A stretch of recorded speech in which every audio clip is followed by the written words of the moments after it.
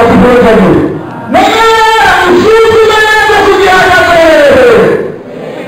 usuku murare n'ufenda wararashe uje kumvira gusemo utarakana kubiteka turakira kuziwe Imana niyo yahezagire. Ingirakamaro TV.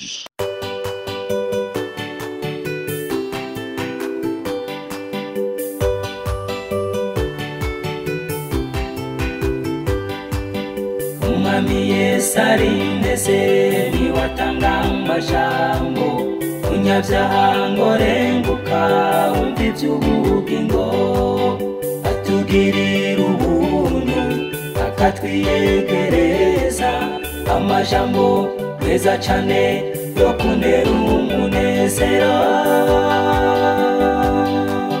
niyo meza ndayakunda ntahatanezera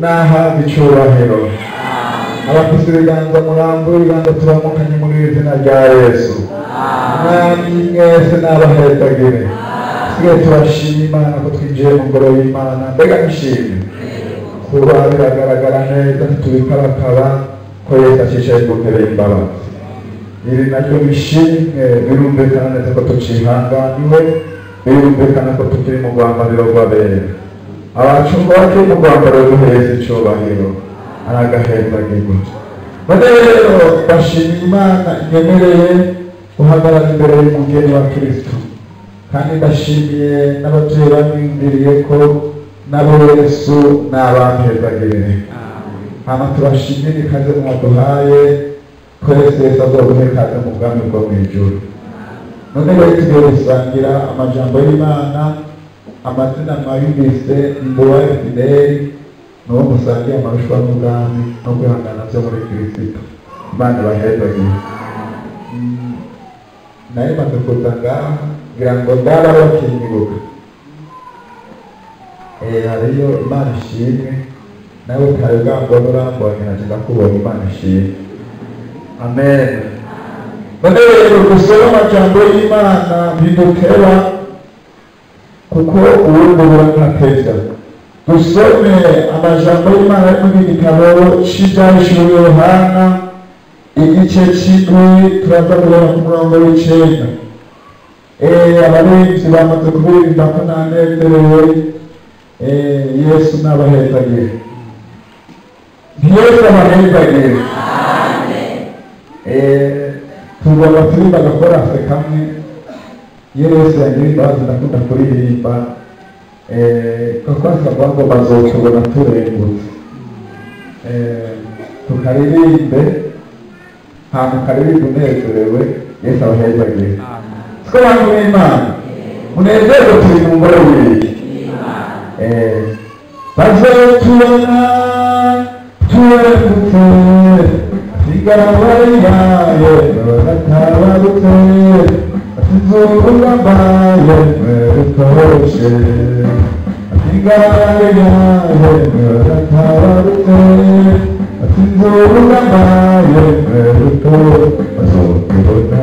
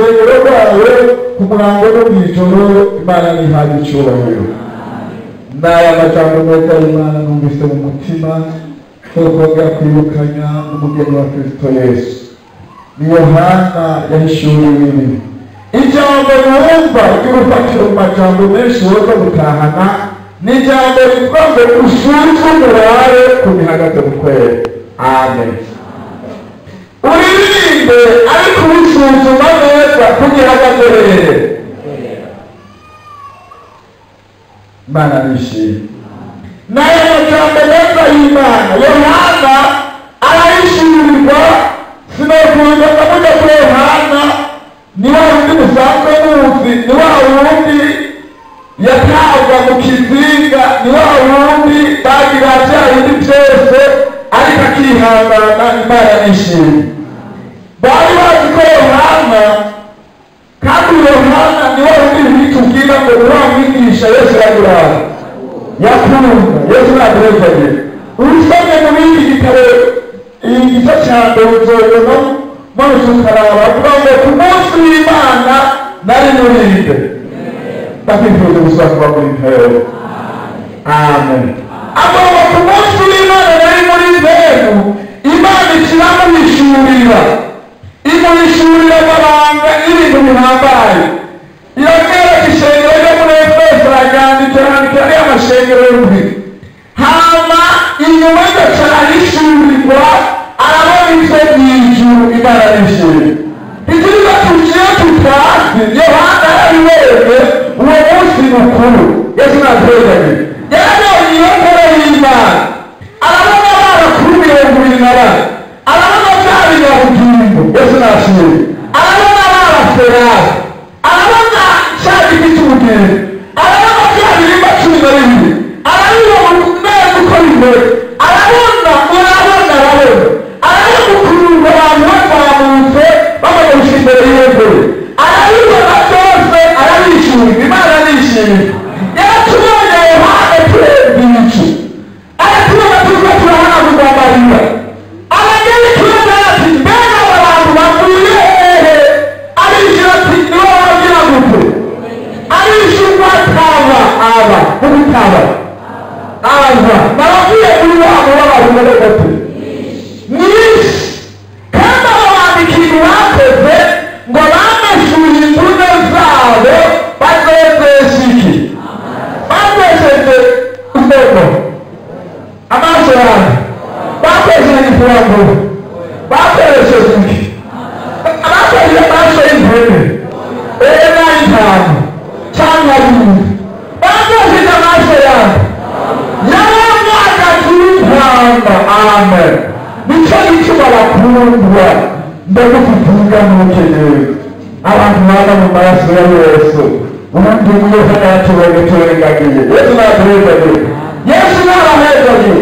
None wowe nshuti yanjye, nshuti y'umusaraba, usuzume neza kugihagaze muke ko mutabivuga.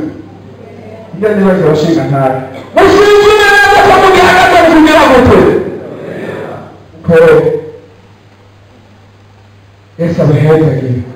Imana nibapere umugisha. Bene data, ikintu bitatera ni ikintu gihambaye. Abantu benshi barahagaze mu nzigo, abandi barahagaze mu manyama, abandi barahagaze mu bwirebe, abandi barahagaze. Imana igutara igufashe ukore ibikorwa by'Imana uhagaze mu kwera. Dusome kugira ngo dutere imbere. Yesu arahezagiye. Yesu arahezagiye. Hari ibintu bishika bitatu twokwiga tukaraba ko umuntu wese akabyipima nk'akararo kagahagaze muke. Amen. Ikintu cya mbere ni ibyiyumviro. Mugoboke ibyiyumviro wenyine wiyumvira birashaka kugira ukuri yiyumviwe uhagaze mu kwaca cy'agateye. Tuvuge abantu b'Imana dusome Mariko igice kimwe, hariho hano isomere Mariko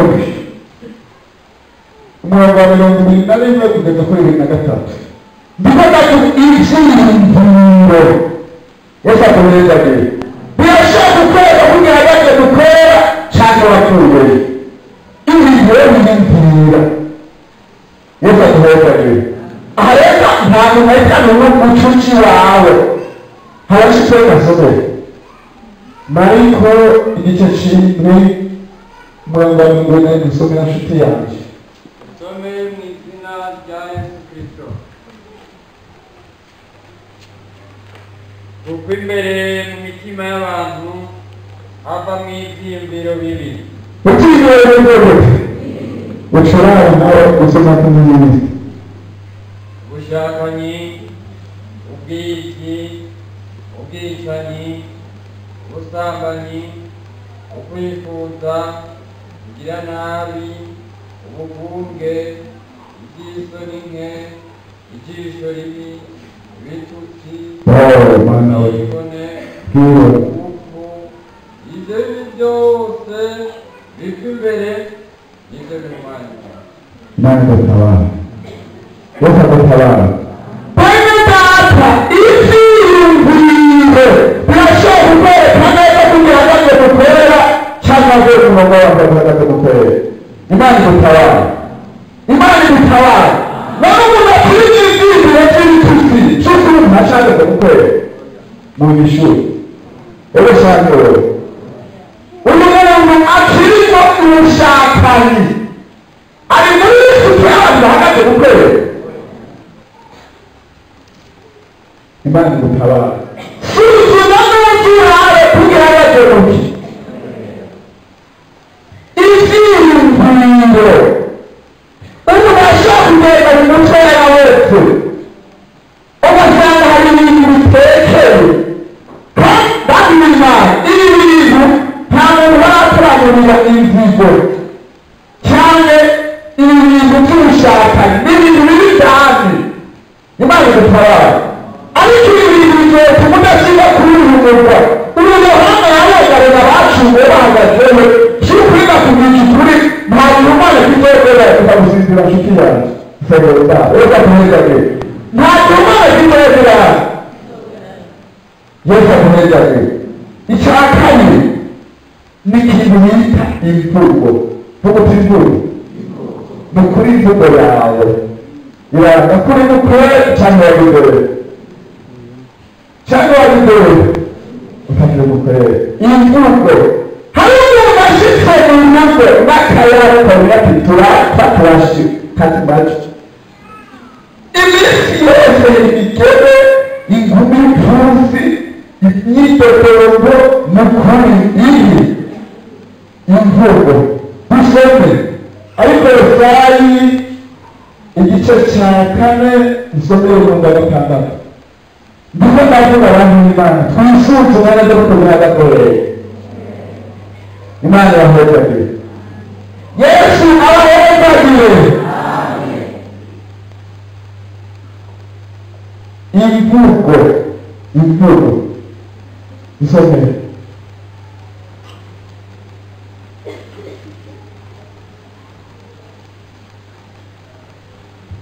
Usome Abikorosayi igice cya 4 umurongo wa 6.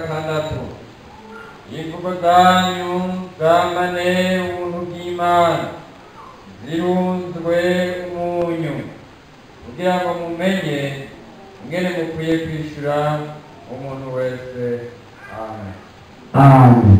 Imvugo zanyu zamane iki? Nimugishira Imana nukuratanya Imana yanyu. Imvugo zanyu zamazurunzwe iki? Zamazurunzwe mukuri na Yeurazi ushitse no mubana n'abana rero ati mukuri nawe akagira imvugo y'ubuhanuzi ashitse n'isi yose no kudutuka ntacyo twakoze ntacyo tuzovamo ntacyo tumaze usabwa igitwe mwebwe ngaho Imana idutabara. Imvugo zanyu zamana iki? Ubuntu bw'Imana. Bene data mukuri nawe igikuri ndiyaha abantu benshi bafite imvugo zigororotse. Imvugo zijyanye isi usanga mu kigo cyawe ukora kwihuta urugo twese tuba twaciye abantu ngo usanga ari ntavuga ibi karashingana imvugo yawe irakwerekana ko uhagaze gukorera cyangwa utakiri. None rero shenge y'Imana ngo twisuzume turaba tugaragaje. Hari pasiteri yatashe ukuri we ko yajya ahantu mata bamwita pasiteri Mazanganya benshi bari bamuzi. Yesu atuwegere nani kunda ahamagara ko bagomba kubiga rero ngo basheshe umuntu ngiye magara Yesu ageze kuri magara Yesu amwegere akacavuga ati ishari baragira baragira mbega imvugo mbi baragira imvugo mbi barashinga nawe baragira niba usanga umaze iminsi umvuga nabi urekwemera kutiyubaha. Imana imuherezagira amazi aramita kundi ku murongo wo kwiha aharaduka bene data ujya kuzoba iki kirere niba katugira imvugo nziza abantu b'Imana bakijijwe niba mugomba kuzoshika muri Rwanda twaririnze niba mugomba kuba tubona dutabarutse nimwige kuganira neza Imana yahezagira Imana nibahezagira Imana nibahezagira waba tumishutukana ari imyitozo ari iki ukihane arazihana Imana nibahezagira bamwe abantu benshi baregeje ibyaha mukuru ibyaha bikaba bireba ibyaha bizoguma n'ibyaha ibyaha n'ibyaha ibyaha n'ibyaha Yesu aduhezagira Yesu abahezagira icya gatatu ngomba guherekezo ni ikintu bita ibikorwa umuntu akora burashobora kumwerekana ko bihagaze gukorera Yesu aduhezagira Yesu aduhezagira ndakubwira ukuri tugomba gusoma umwami umwe yageze mu gutekereza amaracyuru n'umuntu ashobora gutekereza iki Yesu aduhezagira usome abandi ba kabiri abandi ba mbere bene data ngombira ijambo numvise mu mutima ngo shwere n'uti umugeni wa Kristo imvange umugogo ariko turabe ko duhanga kwera no kwera nibi abandi ba kabiri abandi ba mbere igice cya 22 bazotubona turengutse batigabariyaye baratabarutse batigabaye nebukoroshe batigabariyaye baratabarutse batinzurugambaye nebukoroshe azotubona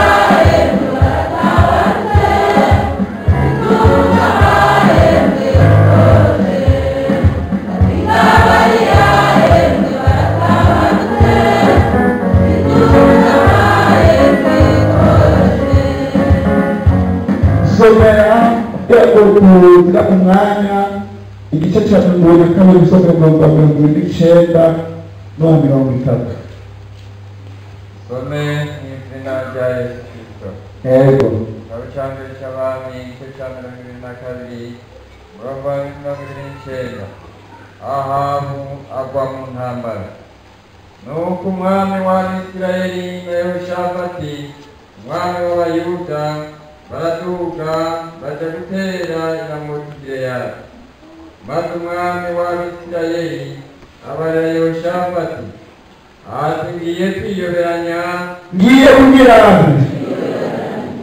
sawa ngiye mu rugamba ariko weho wambaye imyambaro yawe y'ubwami nuko umwami wa Isirayeli ariyoberanya aja mu rugamba Mando kabanga nzoyisomera ngoba muri ikintu ibikorwa washobora gukora ibintu kurateje ibitekerezo y'ubutikaga gukorera Yesu abahezagira aya majambo ni maremare ndafite umutima w'maremare bitwaye cyangwa kwesoma umwera ku murongo wa mbere uzotuzubone Yesu abahezagira bagombye kuja ku rugamba umwami w'Abisirayeli agira umwami wawe bati uje kuntabara tuje gutera siko abantu b'Imana hama rero uyu muntu Yehoshafati yarakirimo mpemu w'Imana Imana nishimye cyo gituma abantu b'Imana mpemu wera bakeneye imishengero w'Imana amen hama rero uyu mwami wahawe arabwira umwami Yehoshafati ngo nagende yiyoberanye wakoze wega bambaye imyambaro y'ubwami nanjye ngiye kugira ngo hamaze kugenda mu rugamba kumbe wewe azicape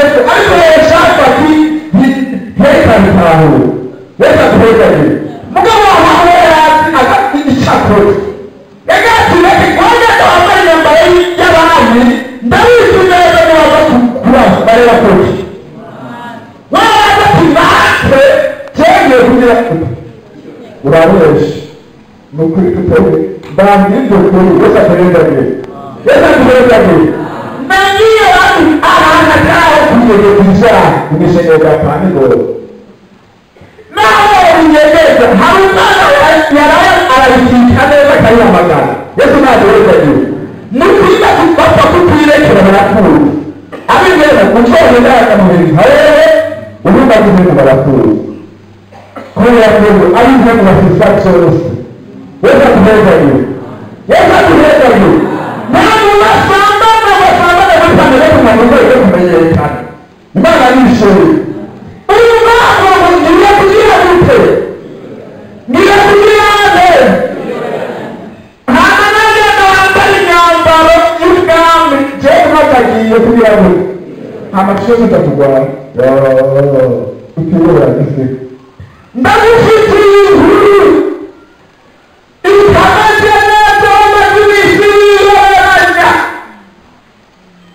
Naimana ntawe kuri kuba kuri komasiza harabashiro mabate kurasa nikihana ndumva mwavuke kumushikira Yesu akuhezagire yashafati umwana wari yamaze gucanganikizwa ariko yashafati ati none ko tugiye ku rugamba none reka tubanze dusiga ubuzima Yesu tubanze dusore Yesu akuhezagire Yesu akuhezagire ntabwo yarafise bakamenyesha icy'amajana ngaha amajana ane Yesu akuhezagire ati ndabafise natubabaze mugabo yandikora abamenye bakuru abantu bagapfuye kandi yafise Yesu akuhezagire urabona ati kiri akigenda gutera muzohanesha ati saa tumubise Imana ngo Yehoshafati tukabumviriza Mana ati umusiko n'uko eka unagera muti ukamenya mututu Yesu akuhezagire Yehoshafati yari kuzwa maso y'intore aramba ati ndakatiba hamagara intore ni hasi y'ubutumwa kuba bari tuni baje barumwe Yesu akuhezagire ati apa nimutuge nikuhatere Tuache msuki manatone Amatana ni urufu Pare tunu Yesu akuhezagire Bari urufu Mugaya usaka Ilana kumawaza Bakuru ibintu ndakarito Mani bitara Yesu akuhezagire Mbagabara kujuruwe Inanguwe na bakurekeye Arumero warakoze n'ukuri Yesu akuhezagire None gamanya ntarundi yabariho urasaba baba bakubwira urasaba ibyo yasogana ati ntarundi acavuga ati n'ukuri ariho umugabo ndagira basha tubana n'ubutakuza bana naza ntangira ndagufitiye ibintu bitari neza Roma tumisiriyo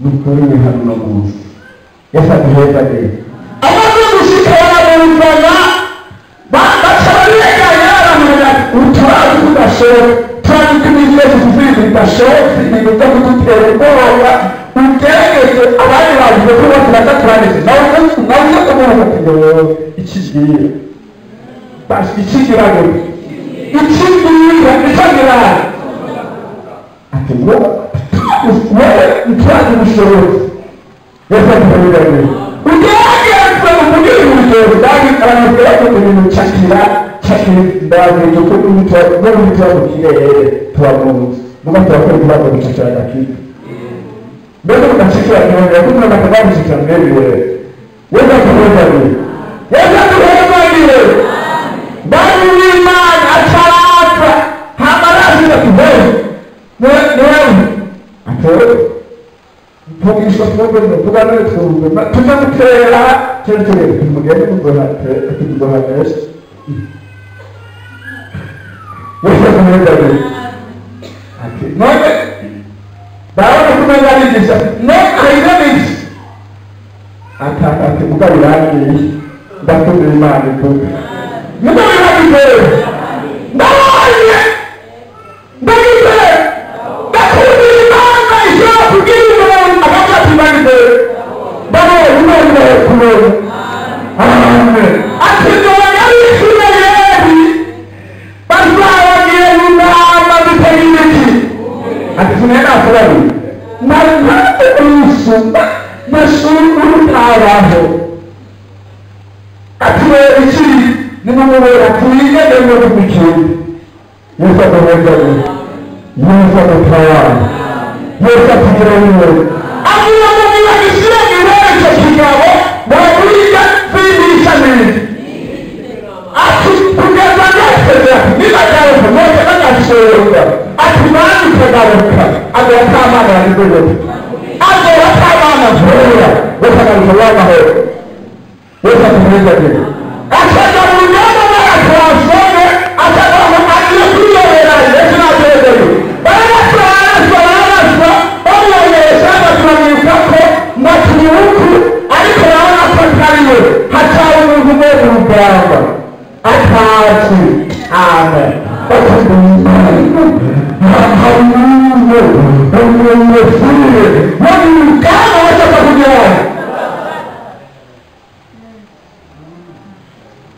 Apakura Apakura Bicara ngema Akiba nanda kuyasha Akiba kuyasha muganga Tishirikira Sinokizarish Beka tishirikira ngombo na mananyo Kule mahama kibere Mugai kazunga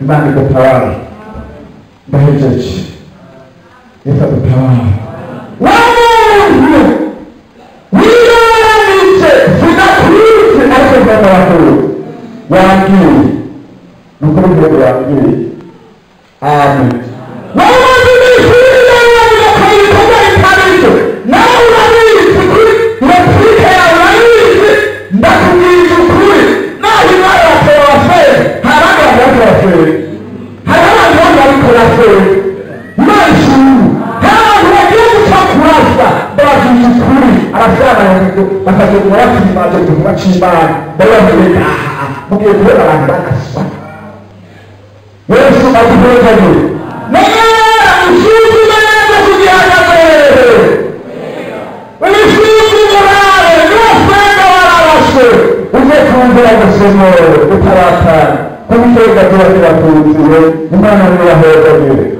Baanda Mshuku kusiwa kukukua Kwa kukukua Tuzore kimana Nami wawewe ukaba nawe ufise intahe wifuza gutanga cyangwa izindi nyigisho cyangwa ugomba kuduhuza n'ubifise twandikire kuri ino nimero ya WhatsApp 68 884 981 68 804 canke 68 42 14 47 68 42 14 47 kaze twiteze intahe zivuye muri mwebwe kugira natwe tuzisangiza abandi izina rya Yesu rirusheho guhabwa icubahiro kaze Imana ibahezagire